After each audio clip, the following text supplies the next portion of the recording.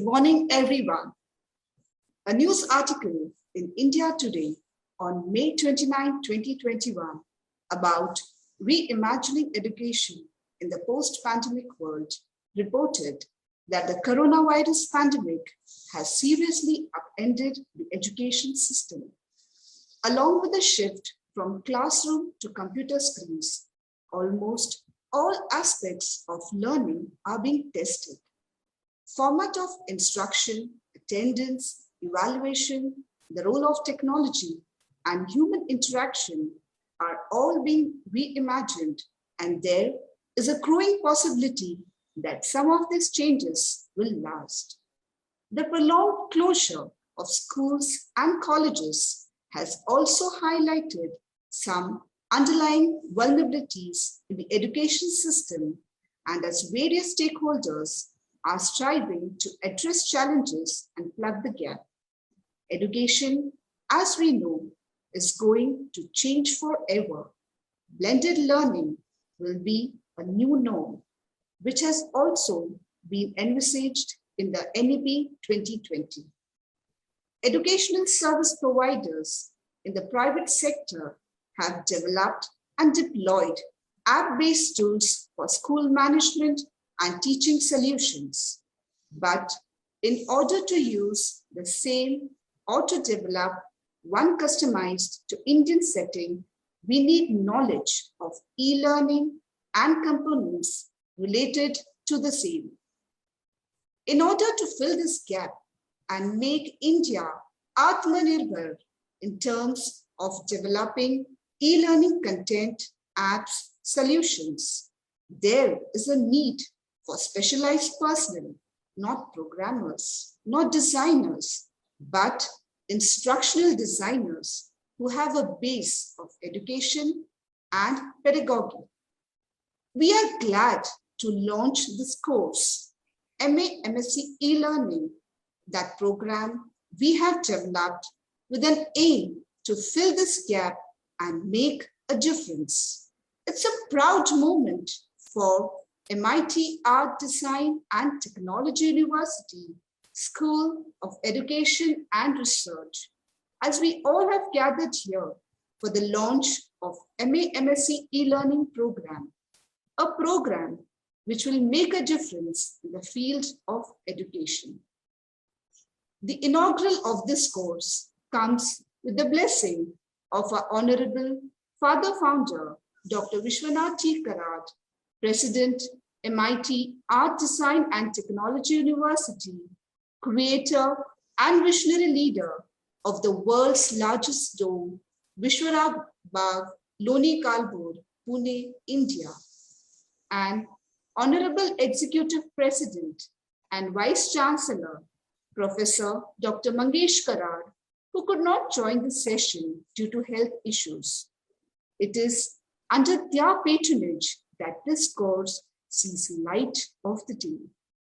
We welcome Vice Chancellor Dr. Anant Chakradev, Professor Dr. Maiga Chang from Athabasca University, Canada, Dr. Sameer Sahasrabuddhe, Director, Educational Multimedia Research Center, Pune, Dr. Asavari Bhave Gudipudi, Dean, Faculty of Humanities and Social Sciences, Head, School of Education and Research, MIT Art, Design and Technology University, Pune, BOS members, and dear participants. Let us start this important day by requesting the Almighty to grant peace to mankind by MIT World Peace Prayer. I request our technical team to play the World Peace Prayer. Om Namo Jiyadya Veda Pratipadya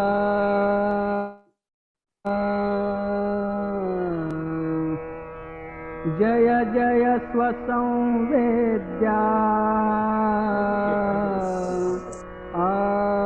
Atmarupa देवा तूचि गणेषु सकलार्थमतिप्रकाशु म्हणे निवृत्तिदासु अवधारी गोदी गुरुर्ब्रह्मा गुरुर्विष्णु गुरुर्देवो महेश्वरः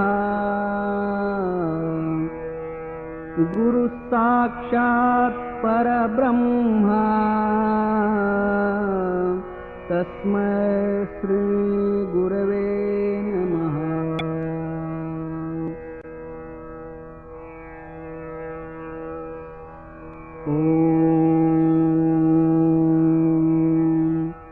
पूर्णमदः पूर्णमिदं पूर्णात् पूर्णमुदच्यते पूर्णस्य पूर्णमादाय पूर्णमेवावशिष्यते। ॐ शान्ति शान्ति शान्तिः। We would like to introduce Dr. Anand Chakradev. Professor Anand is a hardcore engineering postgraduate having a good innovative mind, a person with a very cool head on his young shoulders, is known for his innovative and creative ideas in education. He did his graduation in mechanical engineering and his post-graduation in production engineering with manufacturing automation as a specialization. After spending 6 years in the small and medium scale industry, he joined MIT in 1993 as a junior lecturer in production engineering department. He was instrumental in bringing the latest technology to the MIT group of institutions. He has a habit of dreaming about new ventures, and in fact, MIT Institute of Design is a brainchild of Dr. Anand Chakradev. He strives to establish a design habitat which will have facilities of learning in the areas of fine arts, design, architecture. At present, he is the Pro Vice Chancellor of MIT Pvt University, Pune. We request our Pro Vice Chancellor, Dr. Anand Chakradev, to share the vision of the university and the course. Good morning, everyone. Dr. Samir Sastubudde, Dr. Chang, I welcome you on behalf of MIT Art, Design and Technology University. We have Dr. Asavari Bhave, Dr. Atul Patil, and all my colleagues who are present here for the inauguration of the latest and the newest, I would say, program of MIT ADT University, and which we are starting at the most appropriate time.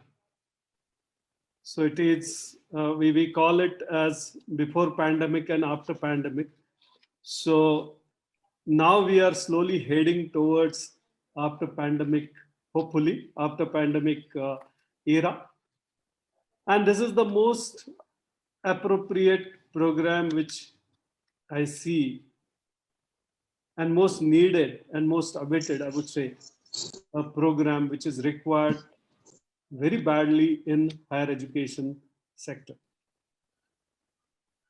If you see the latest UGC guidelines, which are there in public domain for opinion, and hopefully it will be converted into official guidelines soon. UGC says that the entire curriculum, out of the entire curriculum, 30% can be taught in synchronous online mode, 30% can be taught in asynchronous online mode, 30% can be face-to-face, and 10% is left to the institute. So this 10% also can go to either synchronous or asynchronous online mode. You can imagine now the importance of e-learning or blended learning or hybrid learning, which is going to be in near future.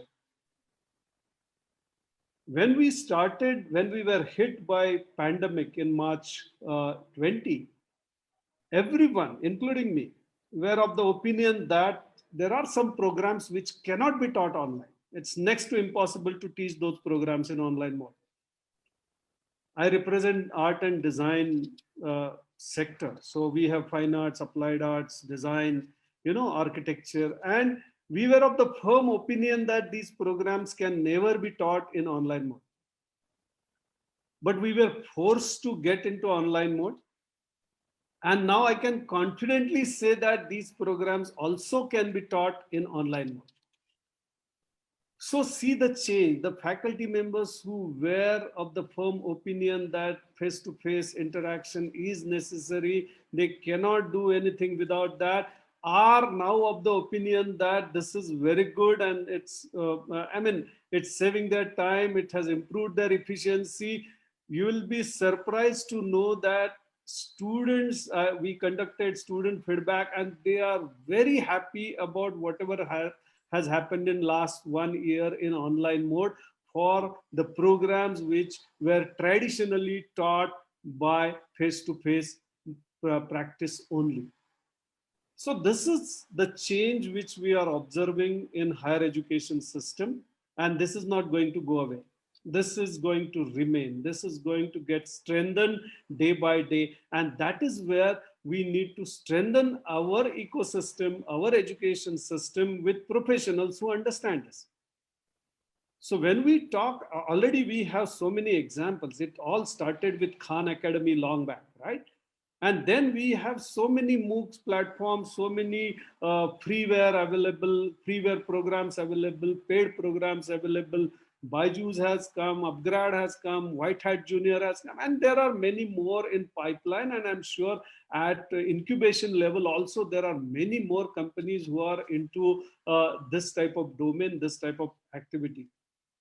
So this is going to grow. This is going to grow in unprecedented way. We will not be able to cope up with the speed of growth, believe me, of this online education and online learning.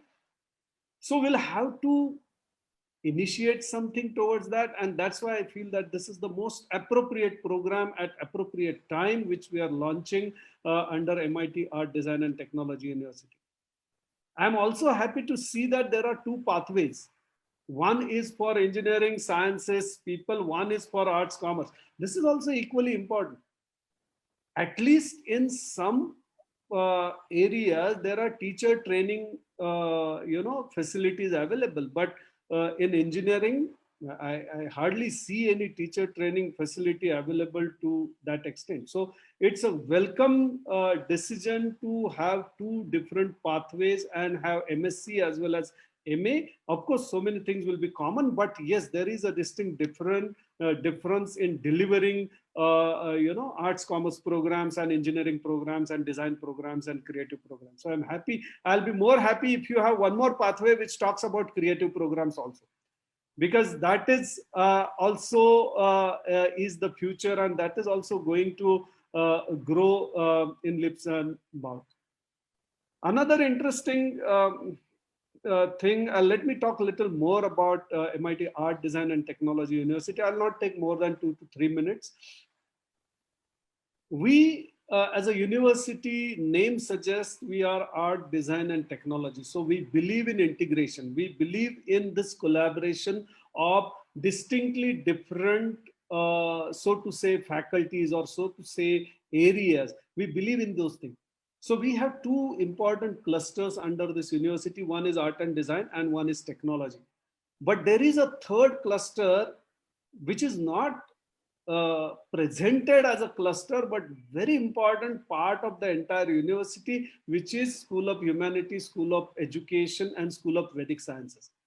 So these schools, even though they are not there in the title of the university like art, design and technology. They are the base of this entire university, and I'm sure their work is going to grow. They will have more and more opportunities, more and more areas to contribute in the entire growth of higher education, in the entire growth of MIT ADT University.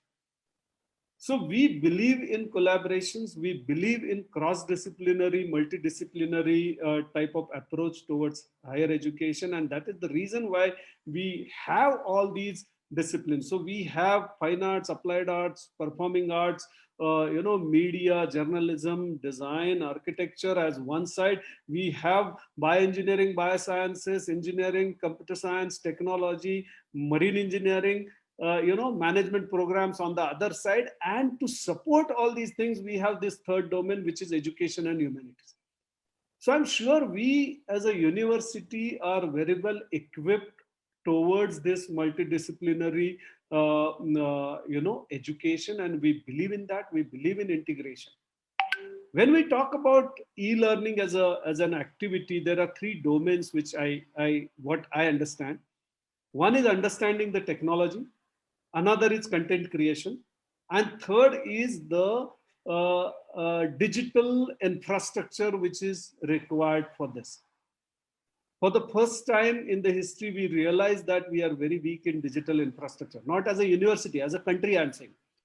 When we started implementing the delivery through e-learning platforms, we realized that we are very weak and there is a lot to be done. But that's not our area. There are people, there are companies who are taking care of that. The government is aggressively investing in improving our digital infrastructure, including internet technologies and all of the things. So I'm sure in another 2 years' time, we'll be having 4Gs and 5Gs, and will be supported by a robust, I would say, infrastructure which will be required to deliver all these things.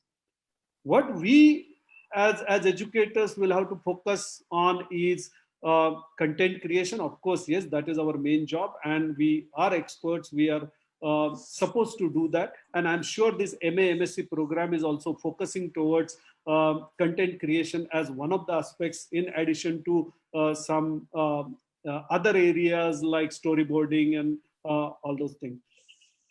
So content creation is where we are not used to e-learning or digital learning. We are traditionally set, our minds are set, our experience is not in creating content for e-learning platforms. We are still happy with our own notes, our own pen paper notes, our own PPTs, which is just very minimalistic, part of the entire content creation activity. We need to learn, relearn, unlearn so many things which deal with new technologies, which deal with creation of content using new technology. And that's a different ball game. Everyone cannot do it. So we need training in this. So I'll be happy if one more program of 6 months can be there for existing faculty members who can equip themselves, who can upgrade themselves towards understanding how to create content for these new technologies, for the new platforms. Third area, which is understanding technology. Again, students are far ahead of us. They understand technology much better than what we understand technology. So we'll have to learn all these new technologies. It's not that easy to blessing in disguise is Corona has taught us to use many tools which we have never used in the entire lifetime. But for last 1.5 years, all of us are using all the tools which are required, but I'm sure we are not using all the facilities available in those tools. I did not name the tools. There are n number of tools available which we are using. This platform is also one of the platforms which many of us are using, but there are so many richer and better platforms which are available, which every one of us is using. But I'm 100% sure that we are not masters in using those platforms. So understanding these platforms, understanding effective use of all these platforms also makes an important part of our education and training. So we need to relearn, we need to upgrade all of us towards that.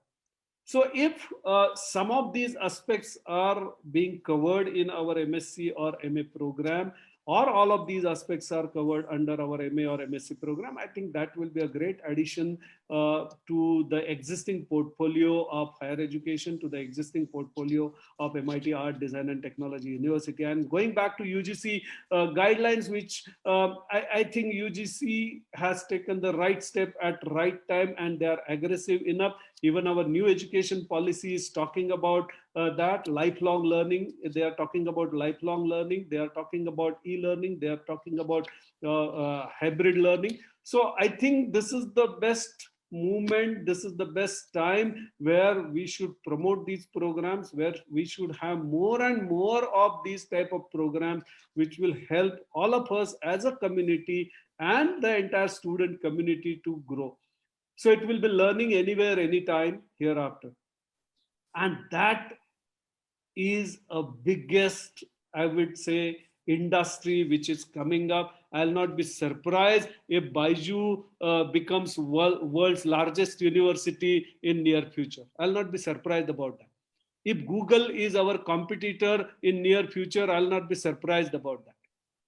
If some companies come and form e-learning platforms and they are digital universities in future and they are our competitors, I'll not be surprised. In fact, what to do with our spaces, we'll have to rework on that also. We'll have to rework on many things, and this is good that we are, MIT ADT University has taken a baby step by starting a new MA, MSc program in e-learning. So I congratulate the entire team, including Asawari Bhave Madam and all of them who are involved in creating this new program. I'm sure we need more and more such programs. So without taking much of your time, I conclude here. I welcome Dr. Chang and Dr. Sahasrabudhe once again on behalf of MIT Art, Design and Technology University. And my best wishes to this new program. I'm sure we'll get very good response for this new program. Thanks a lot. Thank you so much, sir. Now is the time to listen to our chief guest of the program, who have been in the field of e-learning for more than a decade and have passion for e-learning. Let's listen to their contributions in the field of e-learning. For the same, I request Dr. Priya Singh to introduce our chief guest. Thank you, Jovita. It's really an honor to introduce to you all two very important people in the field of e-learning. So let me start with Dr. Samir. Dr. Samir is the Director, Educational Multimedia Research Center, EMMRC, Pune, India. Prior to this, as a research scientist at IIT Bombay, he has contributed in the development of the learner-centric MOOC LCM model at the IDPET and the MOOCs platform IIT Bombay X at the Department of CSE IIT Bombay. He has created many learner-centric MOOCs for platforms such as IIT Bombay X, edX, and Swayam. His course on 3D visualization and animation is subscribed by over 25,000 learners across the world and was shortlisted for the edX Prize 2019. Dr. Samir holds a PhD in subject communication, postgraduate diploma in distant education and animation filmmaking, and a graduation in fine arts. He has been a member of academic councils and board of studies for many universities. He also has been a principal investigator for projects by the government of India and recently by Kyoto University, Japan. Apart from publishing widely in the research domains of 3D visualization, creating animations for education, enhancing engagements in MOOCs, he has bagged awards at various film festivals for his documentary and animation films. It's our privilege to have Dr. Samir, a personality with passion for e-learning, with us for the event. Thank you, sir, for being with us. And now it's time to introduce another very important guest, Professor Maiga Chang. Dr. Maiga Chang is a full professor in the School of Computing, Information and Systems at Athabasca University, Canada. His researches mainly focus on game-based learning, training and assessment, learning behavior analysis, learning analytics and academic analytics, intelligent agent technology, health informatics, data mining, computational intelligence, natural language processing, artificial intelligence, museum education, mobile learning, and ubiquitous learning, healthcare technology, and the list is long. Professor Dr. Chang is now chair of IEEE Technical Committee of Learning Technology, Executive Committee member of Asia Pacific Society for Computers in Education and Global Chinese Society for Computing in Education, Secretary and Treasurer of International Association of Smart Learning Environments. Dr. Chang is also a steering committee member for International Conference on Intelligent Tutoring Systems and chair of Digital Game and Intelligent Toy Enhanced Learning Special Interest Group, Digital SIG for IEEE TCLT. Dr. Chang is editor-in-chief of Journal of Educational Technology and Society, International Journal of Distance Education Technologies, and Bulletin of Technical Committee on Learning Technology. Dr. Chang has given more than 105 talks and lectures in different events, include the event organized by UNESCO, Enroll, and UNESCO IITE. He has participated in more than 310 international conferences and workshops as a program committee member, and he also has co-authored more than 225 edited books, book chapters, journals, international conferences, paper. He is an IEEE member for 24 years since 1996, and also a member of ACM, AAI, INNS, and Phi Tau Phi Society Honor Society. So it's a great honor to have Dr. Maiga Chang on this occasion of launching of our e-learning course. And yes, Jovita, over to you now. Thank you so much, Dr. Priya Singh. Before we listen to our experts on e-learning, let us have the inaugural of the course under the patronage of our father founder, Dr. Vishwanath D. Karad, Dr. Mangesh Karad, and at the august hands of the guest.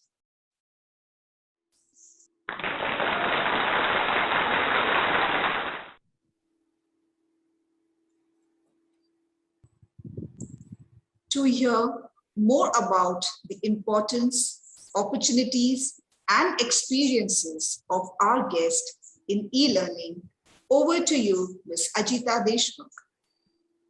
Hey, thank you, Jovita, and thank you, Priya, for reading out that comprehensive list of the things that our experts have done. And yeah, when we were actually preparing this, we had a tough time to shorten it, and we must have spent like hours, both of us, to to shorten it in such a way that all the main important things are there, and yet it fits in the time. Okay, so now that Professor Chakradev has already spoken about the importance of e-learning, which is upcoming, the most upcoming field, as it is widely touted also, we would still like to have a few questions answered today, and this is going to be a panel discussion where we hear the experiences and thoughts of our experts. So people still have quite a vague idea about e-learning as a discipline. So since we have floated this till the program began, in fact, even during the program also, I was getting calls that what is this all about? And really there is, it's not very clear that what does e-learning actually stand for? Is it really a discipline? And what actually encompasses e-learning? So I would request Dr. Samir to shed light on this, because he will be in a better position to say that what all comes in e-learning, because he heads the Educational Multimedia Research Center. So welcome, sir. And yes, good morning all, and thank you for inviting us for the honors. And it's a very important initiative, no doubt on that part. As already reiterated by Dr. Chakradev, To come to your question, we have vague idea about what is e-learning, definitely. And that vagueness is mainly because e-learning is mostly perceived as e-teaching. Okay, so it all starts from the perspective of, so okay, you want to go e-learning, the first answer would be, okay, place a camera in front of you and then start speaking.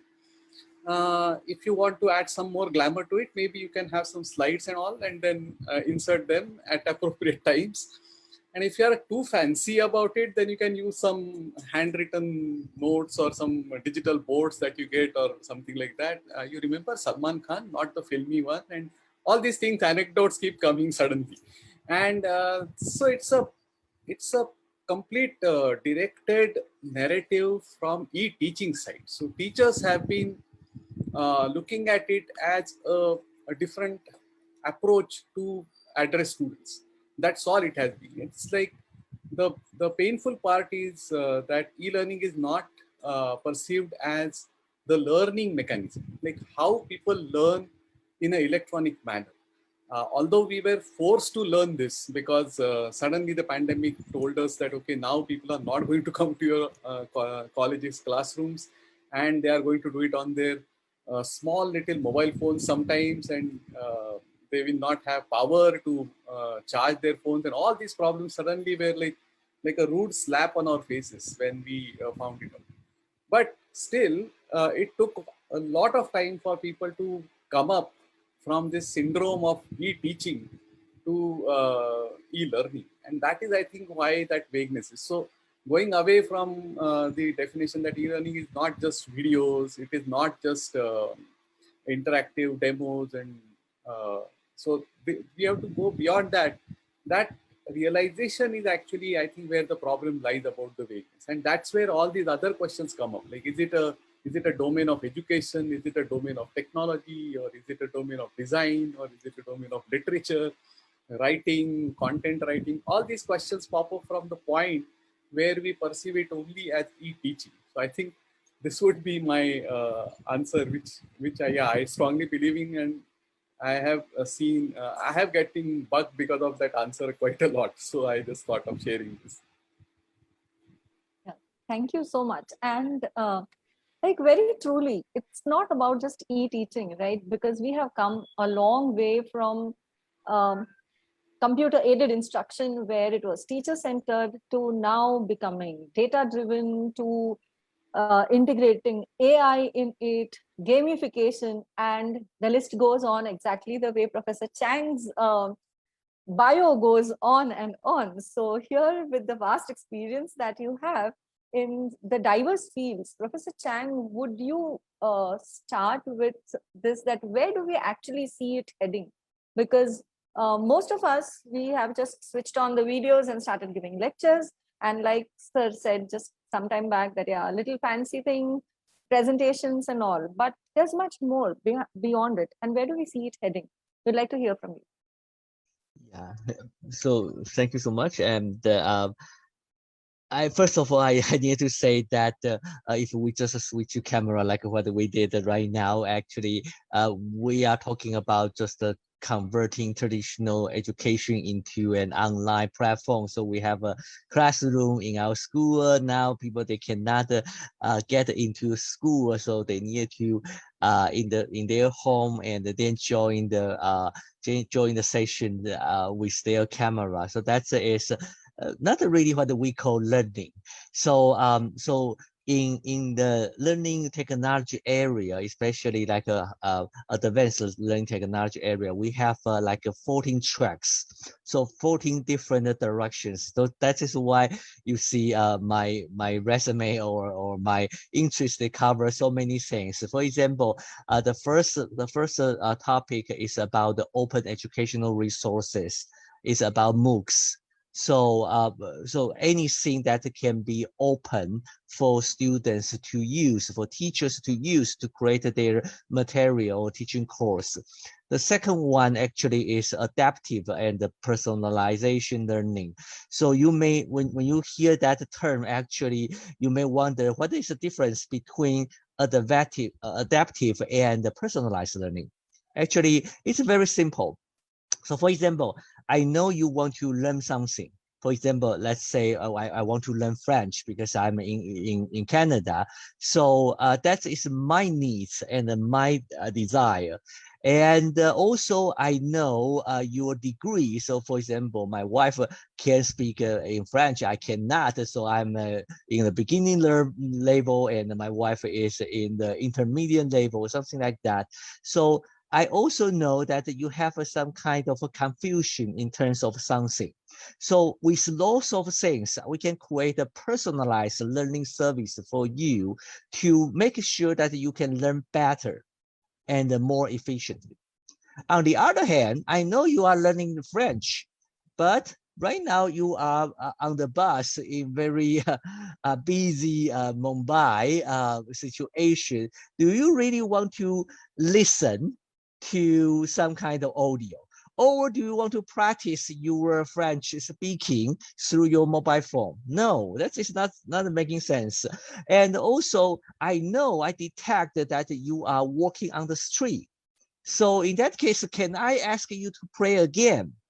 No, I don't want you to be hit by the traffic or you hit a pole. So that is adaptive your situation, adaptive the surrounding context. So there are so many, as I said, there are 14 different tracks.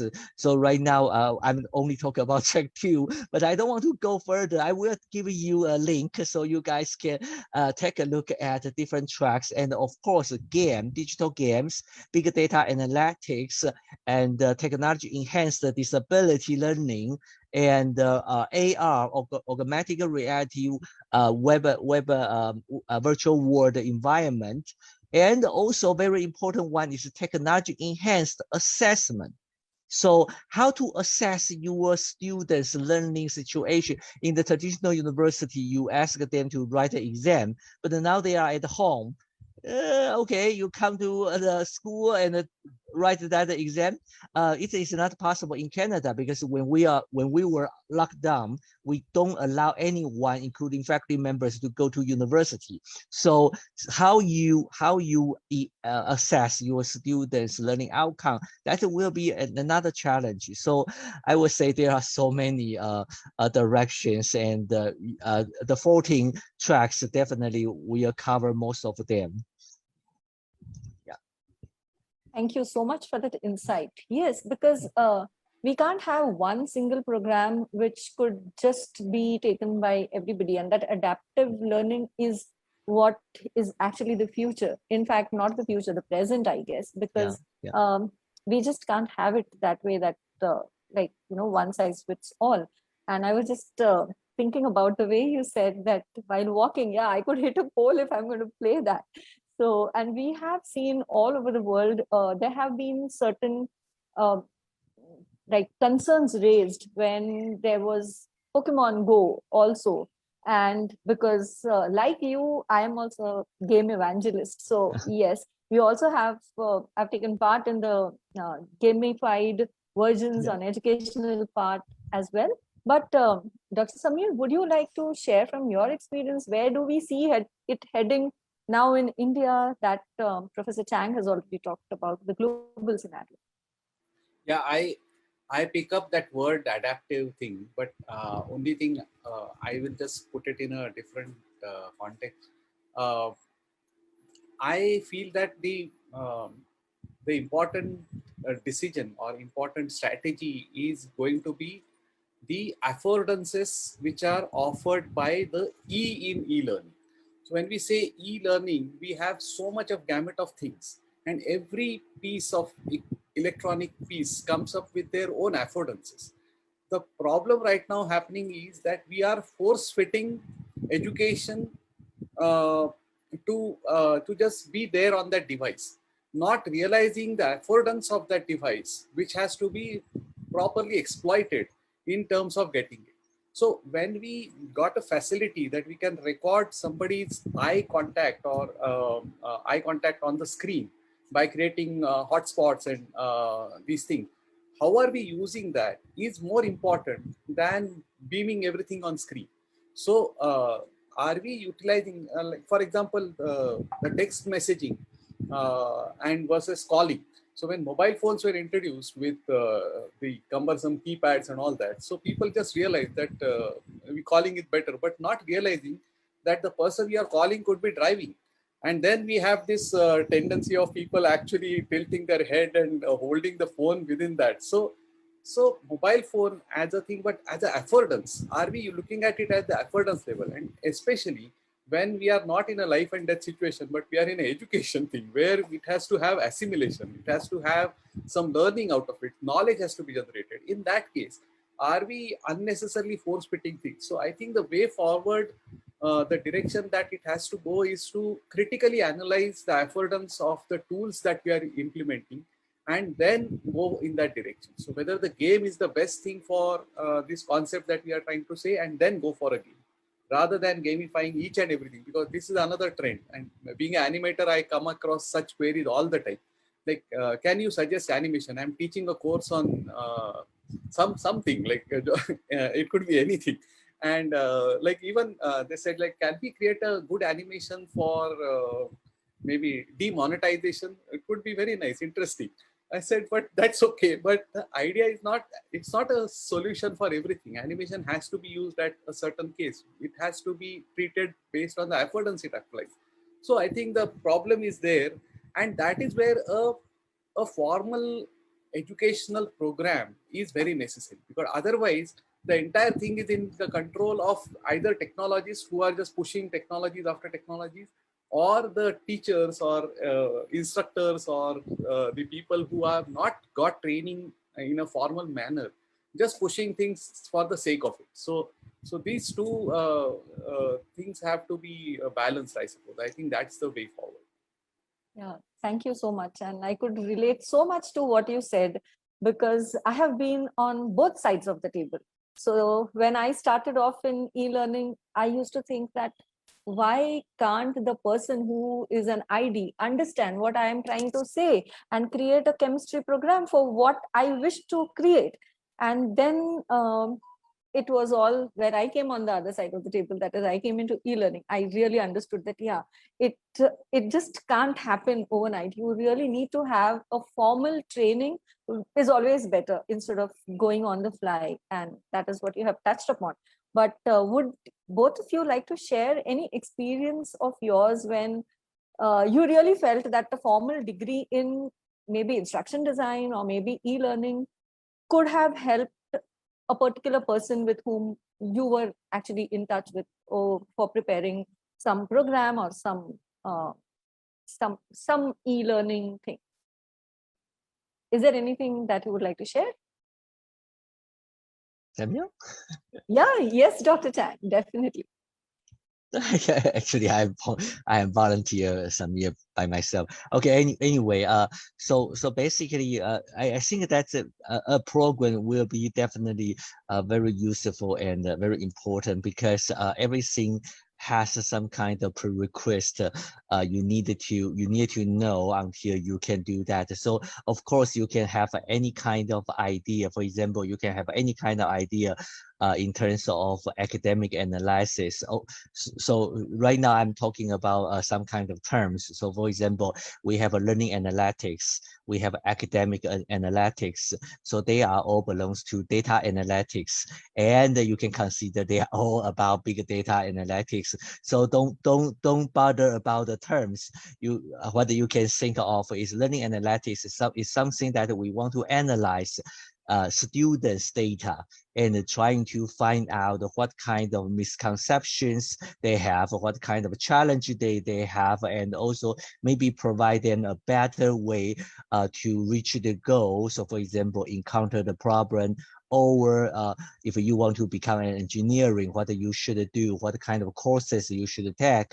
And according to your background, you shouldn't take a course A because course A is not your field. You should take a course B and C and D, something like that. So that is learning analytics.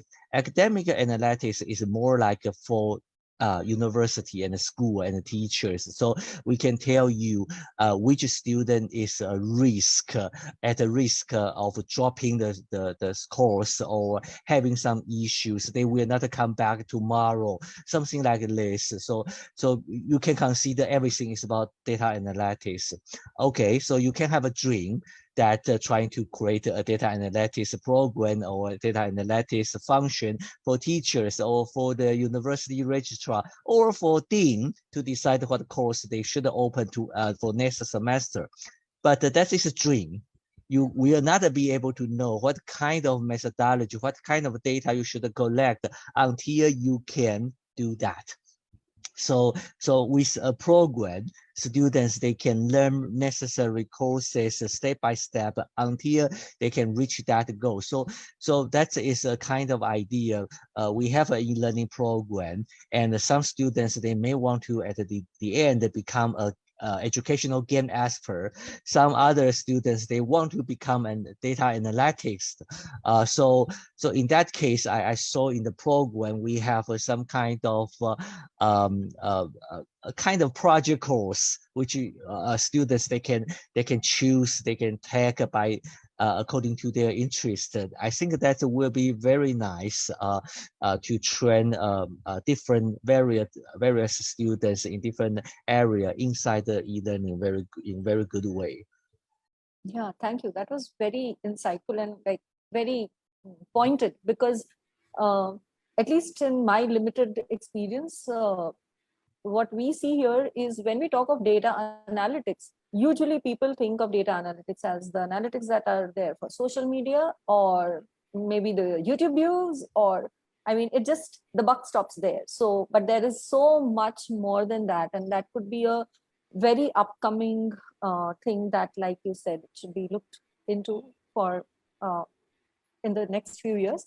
Is there anything else that you would want to add with respect to the global avenues related to e-learning other than data analytics, which maybe the audience should take note of? Yeah. Okay. So basically there are so many, but the first thing I want to say is just like actually Samir mentioned, and also Ajita, you mentioned earlier. I need to tell you one thing before I say anything, which is there is no one solution that can be applied to all the students or even all the teachers.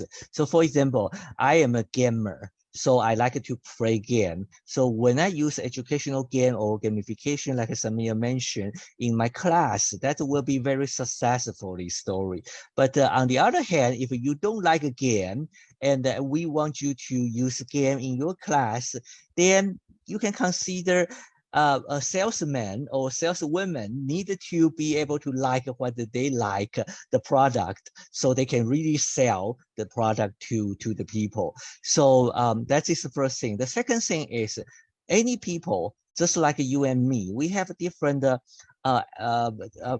preferred sports. For example, maybe I prefer the basketball and you prefer the other kind of sport, or some people, rich men, they like a golf, and everyone has their preferences. So some of the students, they just don't like a game. They don't like they like to read. They like to read the test. But some other students, they don't like to read the test. They like to answer questions. So in that case, actually different students have different preferences. You cannot apply the same technology to everything. So right now, you ask me to mention about the currently the global trend. I will say, first of all, is definitely related to intelligent tutoring system. So which means if you can have an intelligent tutor running on your mobile phone, and they can answer your question, or they can lead you step by step to solve a question, so you can really understand the concept. That would be really nice.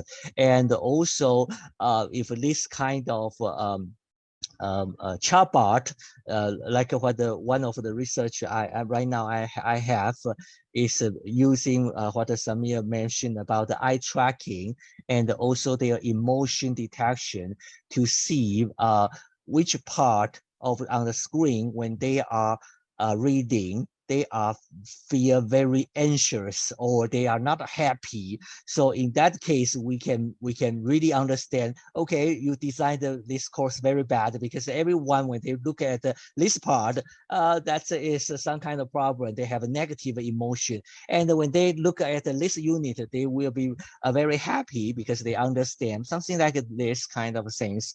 So the intelligent tutoring system, that is first one. The second way is gamification, not an educational game, but a gamification. The difference between educational game and the gamification, I can say, is complexity. So basically, we need to spend like 2 years or 3 years to develop an educational game.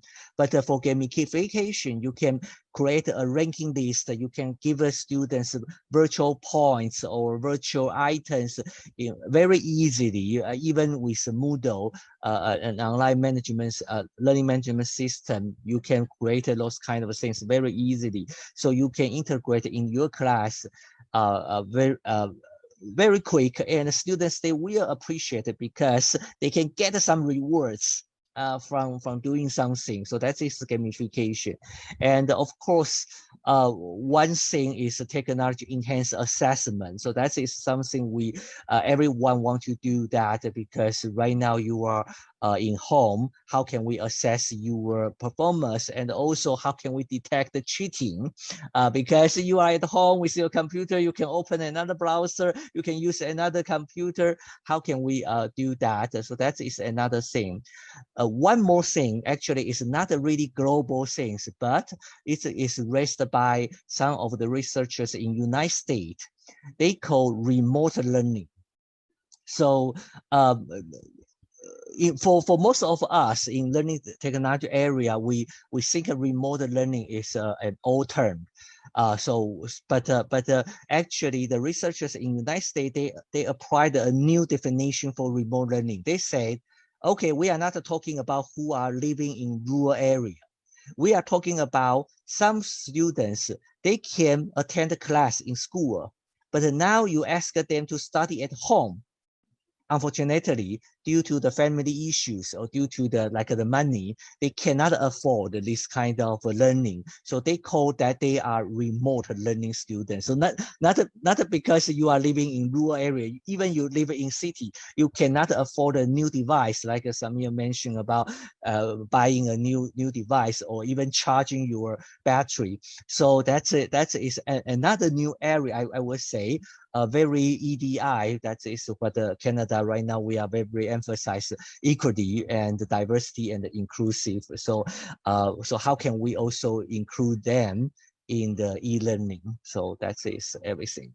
Sorry about that. Thank you. I took too much time. No. That was very, very insightful, because that's exactly what are the crucial points that we need to tackle as we move ahead with e-learning. Not only just adaptation and gamification, but also remote learning, because like you said, the pandemic has caused, difference in lives in multiple proportions. So it's not only about somebody in rural area who cannot, but somebody who's living in the urban areas who's not willing to come to the colleges due to family issues, and that is also to be treated equally. And now it's more about the choice, and the students are enjoying it, as Professor Chakradev had mentioned.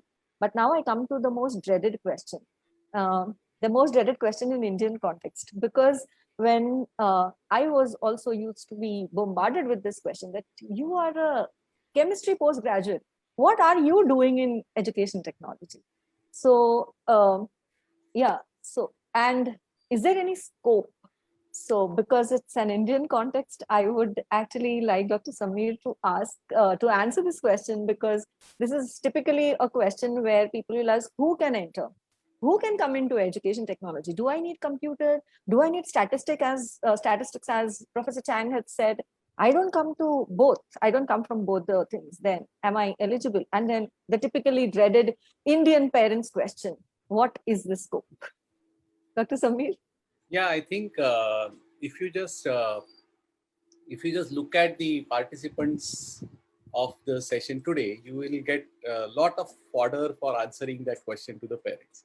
So you have a person from production design and engineering side who is Dr. Chakradev. You have a computer technology person, Maiga, or you have artists like me, who is a fine arts graduate, and chemistry graduate like you, and educationist like Dr. Bhavi. You can just see that this is increasingly getting clearer now, that it is not about, like I said, it is not about the teaching factor anymore, or it is not about the education or the technology, or just limited to that. The moment, I think we should ideally start calling it as communication studies, because this is all about how we want to communicate. And the second part is about the affordances. The moment we come out with the affordances part, then we definitely want to venture into various things. And therefore, I can see actually a scope and a role for every person who can contribute to communication, enhancement of communication. And I actually missed out. I just forgot to pitch in at that time. But when you are asking, see, this problem of instruction design has been really bothering question all the time. Like, what are these people doing? Because I am the subject matter expert. I know what to teach. My students know what to learn. And why is he or she meddling in between and just ruining the whole thing? Kind of notion is very prevalent there. Not to go deeper into that, but just to give you an example, I just want to show something. So this is a typical problem, like what Dr. Chakradev was also mentioning, like when we went from classrooms to online, and such skill courses or something where hands-on courses was a very big question mark. Like, how can that happen? Like, how can you teach drawing when people are at home? Or how can you teach animation? How can you teach design? So this was a very interesting example. I thought maybe worth sharing with all of you. So this is a assignment from my 3D modeling course. Like, you have to model a chair. Now, in a typical scenario, or even if I apply this to a drawing course, maybe you can actually you have a drawing classroom where you have the drapery and you keep some models there, and then people are actually able to see that. What is more important here is that the learners get a chance to go around and see the objects in various angles and understand the structure, and only then they can put it up on paper or create a 3D model. So when we give such an assignment, it is not having a chance for the learners to go around and see. Okay, so here comes the affordance, and here comes the instruction design. So we figure out that there is a technology which will allow us that. Okay, so this is the technology. So you get actually a way that you can show them a model in a 3D space, which they can zoom, they can do what all they want to try with this, and adjust the light accordingly and observe the model before actually going for the creation. Now, what we see here is that the moment we do such things, the learners just find out the way that they can consume the content. So the point here is that the moment we apply a technique which is useful for learners to get into, even I think another example what Maiga was quoting about is in online, everything, it's like you can just go on Google and search for answer and come back. Now the challenge lies in how you can actually have an MCQ where Google won't help you. So if I actually have a question like this, where you say, identify which type of lamp is this, or even I had another one where we show pre and post in terms of the model which has been changed. So what has changed? So you have to answer that. Now you cannot Google for this. Like I have just images and I am telling them, okay, which is the spotlight out of this or something like that. Even if it is as simple as naming the 4 lamps in a particular software, even if I come to a very, very narrow point of such a question, but still Google can't answer this question. And that's where the creativity lies, I suppose. So I see a chance of almost anyone who has command over communication and expressing it rightly, I think will have a career choice in instruction design and e-learning in various ways. And that is where I stick to the word affordance here. So it's only about exploiting the affordances in the best possible manner will, I think, will be the way forward. Yeah, thank you so much for that extra example of the chair as well. And thank you, Professor Megha. Thank you, Professor Samir, because it is quite an unearthly hour for Professor Maiga to spend. And I think we have tried to answer some questions that pop in the mind when we think of e-learning, enough for the launch program. And I'm sure many more will be followed. Yes, Priya? Yes, Majita. I want to ask one question to Samir sir. Can I? Go ahead, go ahead. Samir sir, when I was reading your profile, out of curiosity, I want to know, like you have made films and all, and how come you landed up here, like as a e-learning? This is the exact question I had asked him when I had met him for the first time. So probably Priya comes from chemistry. So chemistry people have the same question for you, Dr. Samir, I guess. No, so I had a very curious question to ask. So I was in thick of animation filmmaking. I was part of a very big media industry in India called as Z Telefilms, and I was working with them for 8 years and producing animation feature film for them. In fact, I was part of one of the first ventures in India where a full-length animation film was made by Z Telefilms. And just to add up to the fancy part of it, my office was inside an amusement park, which is SL World. It's like the nearest to Disney World or something like that. So I had an office there and used to work in animation in thick of a proper entertainment media.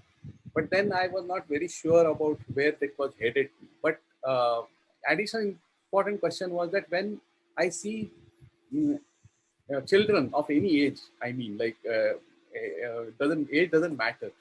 They don't even blink when they are watching animation. In fact, in a very funny anecdote, I used to tell them that if you blink or if you like have a sip of tea while you are watching my animation, you have actually not seen almost one full night of my work, because 27 frames have gone by the time you blink. So my hard work of 27 hand-drawn frames has gone because of your blinking. So when these people don't even blink when they are watching animation, why that cannot be used in a very powerful manner for educational purpose? Why don't we have some very captivating animations which can actually glue them to know what is earthquake like and how does, for example, recently we saw some very interesting things of how coronavirus will actually attack your immune system. But this compelling storytelling using, again, the word affordance of animation was not done in a very good manner. That was my motivation to go to the best place in education, which is IIT Bombay. And I was really fortunate to meet some of the greatest teachers there, like Professor Sridhar or Dr. Deepak Pathak. And they said, yeah, we don't do that, but maybe if you come along, we will try doing something. And that's how I joined this field. And yeah, it has been very rewarding journey, I should say, that I moved at the right time, at the right place. Just to add, Dr. Priya, to what Samir was saying, we run communication design program, we run user experience design program, we run animation program, and we run film and video design program also. And many students who complete these programs finally get into instructional, design. And many of them get specialized in creating content, which is gamified content or which is content which can be consumed in audio visual manner, I would say. In all these 4 disciplines, we have one course which is dedicated to instructional design, or dedicated to so all the students who are in film, they produce at least one film which is related to education, or which is related to, so they by education also are equipped to get into these fields. Many consulting companies like Deloitte and all these people, they recruit animators and filmmakers for such type of consulting and such type of activities. So officially, all these people have started going, to education, which is a very great change, I would say, and welcome change. Yeah, and I think this is come over so many years of work that it has. So just to name 2 top things. So the current creative head of Byju's is the animator Hemant Vyas, who animated the Tare Zameen Par sequences. Okay, so you see how education has been, educational domain has been attracting people to come to tell stories, to create narratives and all that. On the other side, we have institutions like SNDT, who have been starting on this particular initiative for last 20 years or so, where they have just gone deeper into pedagogies and learning theories and trying to do that. Although I jokingly used to tell them that because it is only for women, I never got a chance to get into that program. Now, with this program, I think the boys, the better halves, also will get some chance to learn about e-learning. So yeah, kudos to all of you for that thing. Yeah, thank you. That was a very interesting thing. And this moment, we would also like to thank BOS members who are present here. And yeah, over to you, Priya, because it's been quite some time that we have been discussing, and we can discuss whole day long, I'm quite sure. Thank you, Dr. Maida and Dr. Sameer, for letting us know about the scope of e-learning in such an interesting way. Thank you, Ms. Ajita, for skillfully moderating the session and adding her experience as a specialist in e-learning. Time has come for us to know about the features of M.A. M.Sc e-learning program offered by the School of Education and Research, MIT Art Design and Technology University. For the same, I would like to invite Dr. Asavari Bhabe Guripuri, Principal, School of Education and Research, and also Dean, Faculty of Humanities and Social Sciences. Let me introduce her to everyone. Dr. Asavari Bhabe Guripuri, Dean, Faculty of Humanities and Social Sciences, and Principal, School of Education and Research, MIT ADT University. She has more than 25 years of experience in the field of education. She was a member of the peer team for NCT for inspecting teacher education colleges pan-India. Just recently, her 2 PhD students were conferred doctorate degrees, and 5 more are pursuing their PhD in education. She has more than 14 papers to her credit, which are published in national and international journals. She was also recipient of a Staff Exchange Award to visit Stirling University, UK, and is instrumental in developing all activities and courses at the School of Education and Research. I invite Madam to throw some light on the M.A. M.Sc e-learning program at MIT Art Design and Technology University. At the outset, thank you, Jovita. I would also like to thank Dr. Chakradev to be here, Dr. Sameer, as well as Dr. Chang. I can see Dr. Veena Deshmukh and Dr. Madhavi Dharankar also there. Dr. Chitra Soni. So thank you all for being there and being our strong support. And, when I was listening to profound talks of Dr. Sameer and Dr. Chang, I would like to add, this quote came to my mind: the illiterates of the 21st century will not be those who cannot read and write, but those who cannot learn, unlearn, and relearn. And I would like to add the another paradigm to it is e-learn.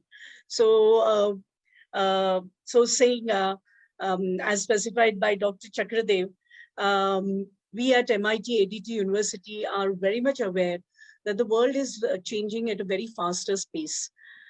And with it, the learning too is drastically changing with new emerging learning ecologies and new technologies. And that is the reason why we have taken up this task of equipping our students for the jobs of tomorrow that are constantly evolving.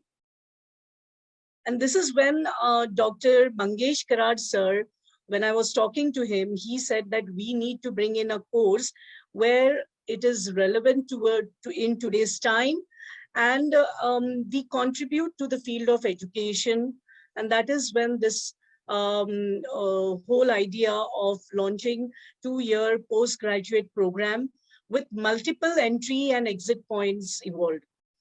So our program, M.A. M.Sc in e-learning, is an 80-credit course with an hands-on practical applications. This program is the fine blend of pedagogical sciences, design, and technology. So we have tried to design this particular program along with our eminent BOS members from industry as well as from the education field, so that we can train the students in visual design, storyboarding. We have included theories and applications of instructional design, e-learning, assessment and evaluation techniques in the e-learning, as well as research methodology among the other courses. So this program is going to be offer 2 specializations, that is double specializations. One will be chosen at the in the first year, second semester, while the second specialization will be in the final year, in the third semester. And these specializations that the students choose will prepare them for the e-learning industry. In the various cohorts like technical and content, maybe technical as well as content development, multimedia content development to designing MOOCs, that is our major focus going to be on. The course has an compulsory industry internship component for an entire semester in the second year. And let me also tell you that in case any of the student is not able to complete a 2-year program with us, then they can exit after the first year, and then they can earn a postgraduate diploma certification on completion of all the credits required for that 1-year course, along with the project. Such students can return to finish their MA or MSc in e-learning after a gap, and they can complete it within the next 3 years. So that is the way we have designed the whole program. And we have tried to draw very heavily from the field of design, as Chakradev sir has rightly said. So this program is characterized by block pedagogy. So we are going to have block pedagogy with jury-based studio and cumulative assessments with a lesser focus on theory papers. So that is what we are going to bring.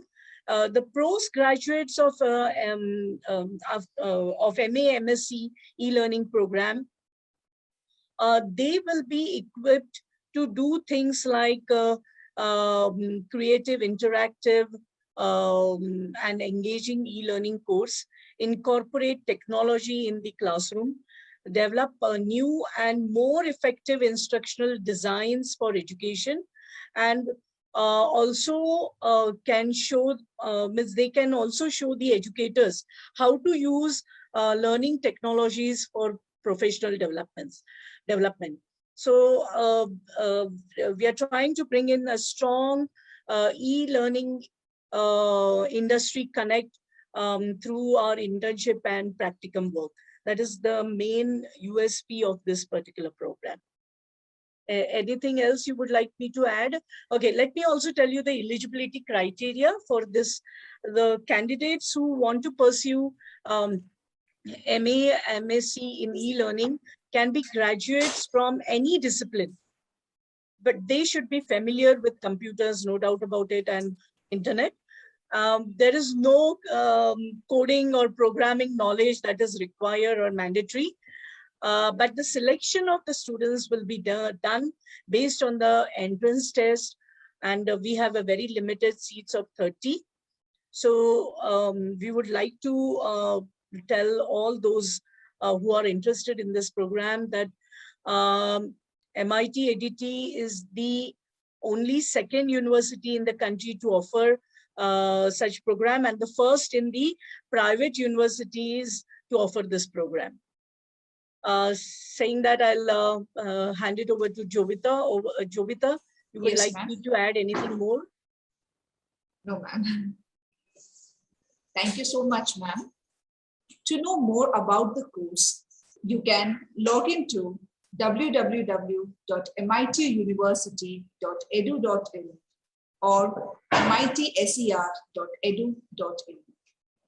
I request Dr. Priya Singh to propose the vote of thanks. Thank you, Jovita. It's coming to an end, and it was interesting listening to our guest and all the views. I wanted to know more, but it's okay. We will meet again in the upcoming sessions that we have planned. So on behalf of entire SOER team and ADT University, I, Dr. Priya Singh, take this opportunity to propose this vote of thanks. First of all, I would like to thank our Dr. Vishwanath Karaj sir, who has been always a source of motivation to all of us. He always tried doing something new. So that is from where we also have gained the energy to try something doing new, and for his blessings. I would like to thank Dr. Mangesh Karaj sir for visualizing this course and mentoring us for making this day happen. I express my sincere gratitude towards Dr. Ananta Chakradev sir for taking out time and sharing his vision about this university and about the course. I put across my earnest appreciation to our chief guest, Professor Maiga Chang and Dr. Sameer sir, for accepting our invitation and sharing their experiences about e-learning, which must have motivated all the participants and viewers at Facebook to explore this area. And I am one of them. Maybe I will be a student soon, and for at least 2 years. And I thank Dr. Asawari Bhave ma'am for helping design the course through her valuable inputs, and also for providing information about this course on this day. And special thanks to our BOS members for their valuable inputs in designing the course. Without their guidance, it would not have been possible to see this day. And I thank Ms. Ajita for being the person who has been designing the course with Asawari ma'am, and also moderating this session so effectively. I would like to thank Ms. Tanvi for the creatives and handling our social media account, Ms. Komal for looking at all back-end arrangements. I would like to thank Mr. Jitendra Chilka for making the event live on FB. Without the participants, event would not have been possible. And I thank all the participants who are with us on the Zoom and also on FB Live for taking out time and being a part of this very important event for all of us. So with this, I think we end this formal inaugural function of MA M.Sc event launch. And if I have missed anyone to thank, I express my thank for them, if I have missed anyone. Well, you haven't missed that, Priya, but would you like to just remind people that we would be coming up with series of weekly? We have planned, we have planned a series of webinar which will throw some more light on the specializations that we are giving, and during that course, during that particular 40 minutes or 1 hour session, we will also tell you more about the course and information. So that plan we will be coming out soon. Every week we are going to have one session which will give you more information about this e-learning domain. So see you soon again. All those who are and viewing thank on you the so much. Yeah. Facebook, stay tuned. Yes. Thank So you I'll all. I'll end this at Nasavri ma'am. Thank you. Yes, thank Thank you. you, Thank you, Samir sir. Samir Thank you. sir. Thank you, Chakradev sir. Thank you, Chang sir. Thank you all. Thank you, Atul Patil sir. Thank you. Thank you.